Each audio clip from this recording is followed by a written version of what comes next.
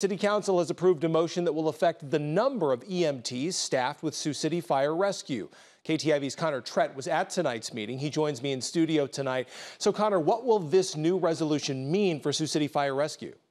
Well, Matt, we'll soon see more firefighters on staff with Sioux City Fire Rescue in place of EMTs thanks to tonight's vote. Fire Chief Tom Everett brought forward an amended proposal tonight that will now see 15 positions that were held by EMTs on the Sioux City Fire Rescue staff replaced with firefighters through attrition. This comes after 4 empty EMT positions were already eliminated and replaced by firefighters. Now, this doesn't mean that any current EMTs will lose their jobs, but the next 11 EMTs who stop working for Sioux City Fire Rescue for any reason will have their open positions now filled by firefighters. Chief Everett says that this can help to get Sioux City Fire Rescue back up to full staff.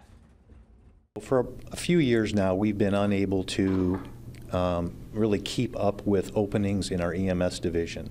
So what this does is it's going to bring us to full staffing, and it's also going to just maintain that for us for some time. So having a little bit smaller EMS division is going to allow us to slow the hiring process there, and hopefully that way we can get good lists of people who want that job.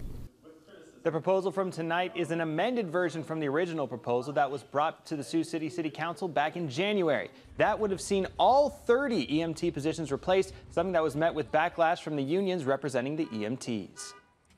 You know, there was some concern on the part of both unions the last meeting, and so he met with them and came with some sort of a compromise, which I support because I never want to get rid of the paramedics and EMTs totally. I don't think that's the right approach, and so I think he came with a good plan, and it sounds like the unions have all bought into it.